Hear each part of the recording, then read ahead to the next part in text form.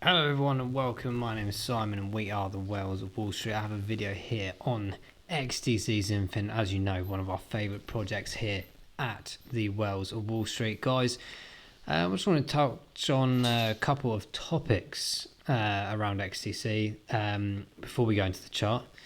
A lot of people ask, like, what's XDC doing, and not just within the financial banking world, but what other projects are they working alongside with, or at least having their solution being used by other projects. So here's a couple that I picked out with great interest. To me, I think this is really interesting. So the Ledger Mail, for example, okay, so this is very much around bringing a ledger system behind what we perceive as the traditional kind of email aspects, right?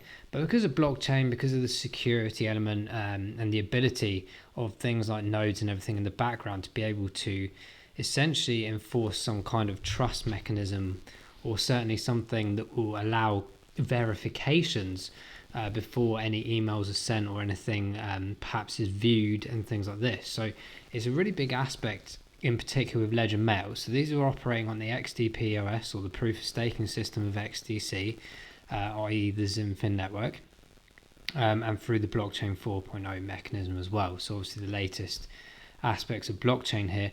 So this website, do take some time, you guys out there, to check this out. So ledgermail.io. So problem with legacy email, there's a few ideas around here, but I'll just go in, for example, about like encryption. So in regards to attachments and things, like, oh, goodness me, how many times I get emails, like even work emails, just come through and they're like random PDFs or links, and like, I don't know how people still fall for these, but simplicity of hovering over an HTML link or something like that within an email, you can clearly see kind of like highlighted at the bottom that this link is definitely not what it says it is. So 9 times out of 10 it could be in your personal inbox, for example, and it might say like, oh, this is Amazon's customer service, and then you hover over it and it's like, I won't mention some of the names, but they tend to be of XXX format or some other nonsense, or asking you for details of this, details of that.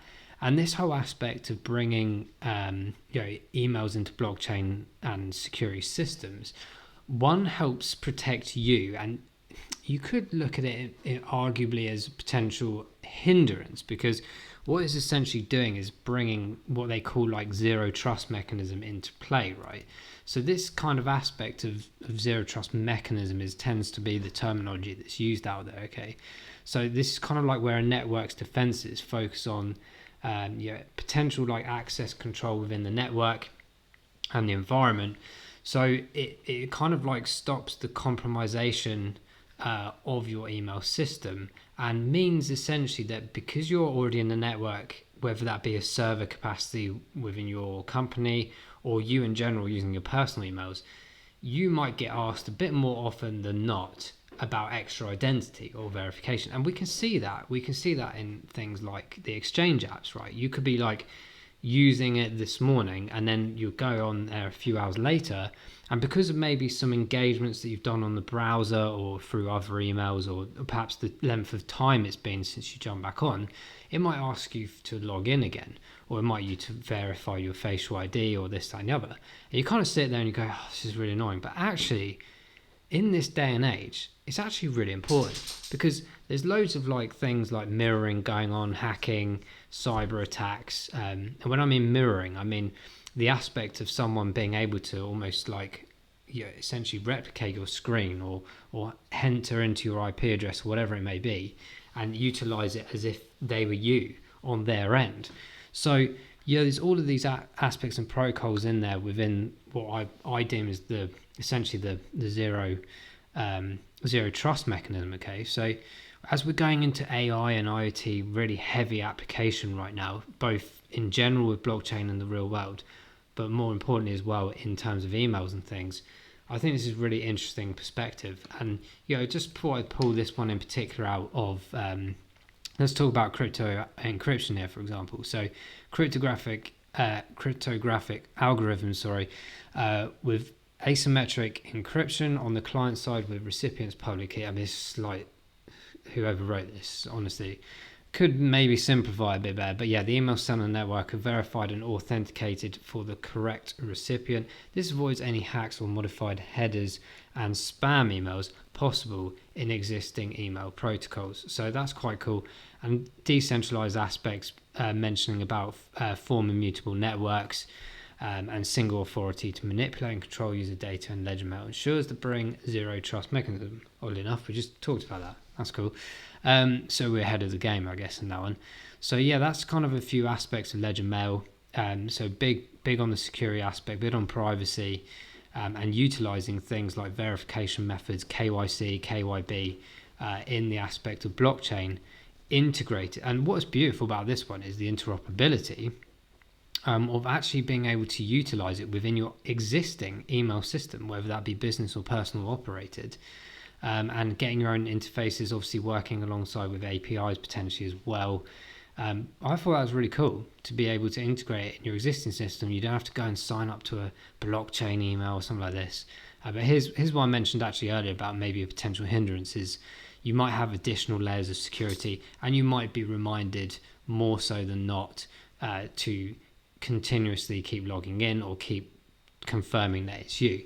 At the end of the day, it's about protection and security of yourself, your data, the emails going back and forth, especially from an institution level. Can you imagine how something like this may be absolutely critical? You have like cloud systems, of course, and server application and firewalls, but blockchain, guys, as we know, is fundamentally almost pretty much unhackable, unless you were to give out specific silly details by accident or whatever.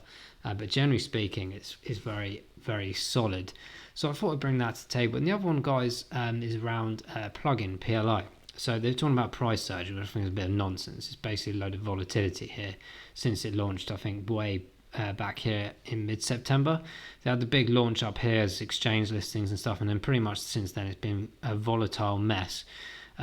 Pretty much from the aspect of, I think the volumes is just too low, perhaps, and this might be why it's sort of a bit bouncy looking, but it's very early in the project, and I do think the project's actually really cool. So secure, scalable, blockchain, agnostic, decentralized Oracle. Well, there's a few buzzwords for you in one sentence, but very much around Web3 and API application. So when we talk about APIs, guys, that's very much, I think this, application programming interface, if I remember correctly. But in a nutshell, APIs, there's loads of different methods behind it, really. It could be like integrations of a browser within an app. It could be the presentation. I mean, Shopify, for example, I think use a lot of API widgets and add-ons and integrations that you can use. I think they call them like something like WebKits or something like that is probably the correct terminology that I should be using. But yeah, it's very much, let's take it on the level of apps, for example, as we just mentioned. Of course, what we want to look at is things like if you're building an app and you want an integrated browser or an integrated shopping aspect to it, you tend to build in APIs and things like this, right? Or things like,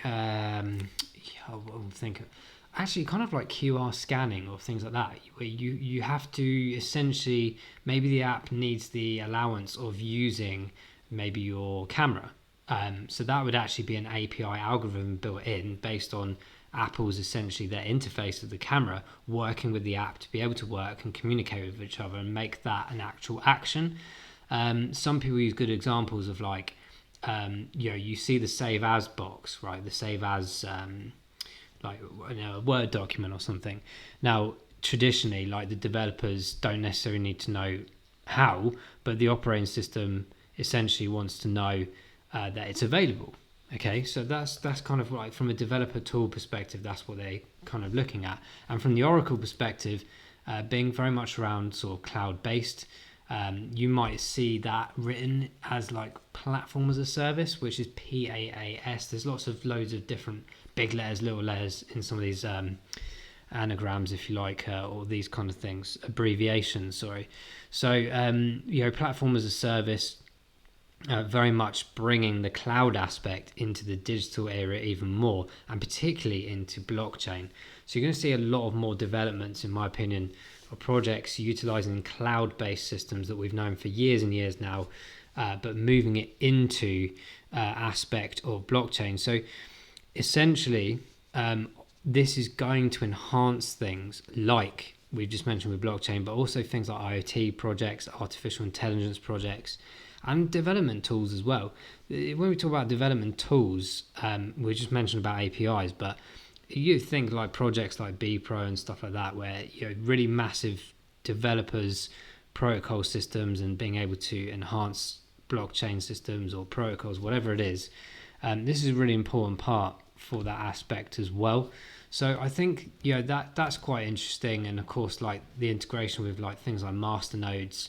For masternode, for example, is basically kind of like computer wallet that has like a full copy of any transactions or anything that goes on with a blockchain in real time.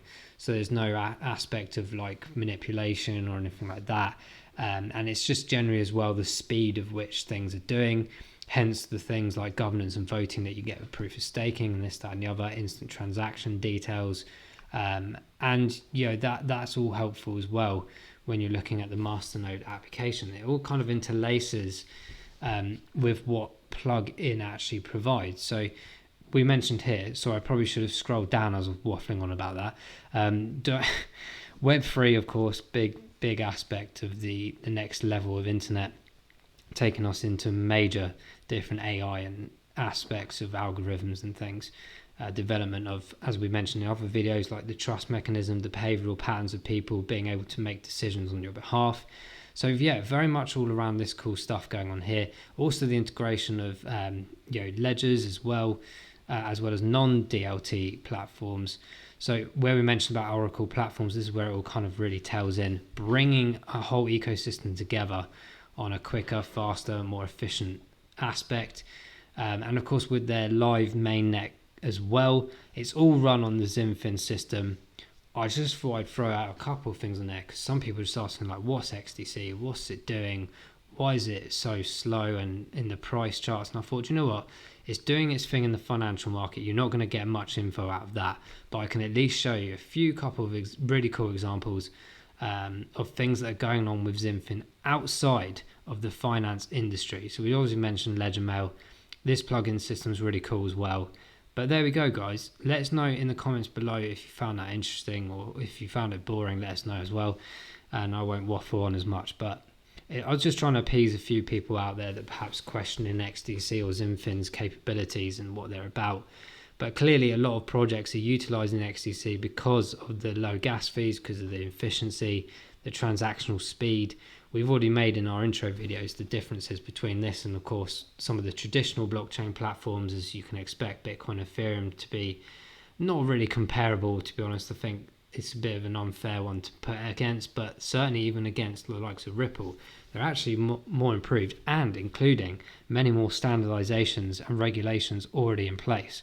So it's definitely one to think confidently about, irrespective of a price point, because this is in the future, guys. It's going to be an absolute giant in my opinion. Let's jump into the chart. Smash that like button if you like what you hear or seeing. I will put some timestamps or some in the description if you in some of these videos moving forward. So if you don't want to listen to me waffling, you can just jump straight to the chart. But here we are, guys. We've obviously had a bit of a dip today and yesterday, like everything else really. That was mainly because of leveraging failures.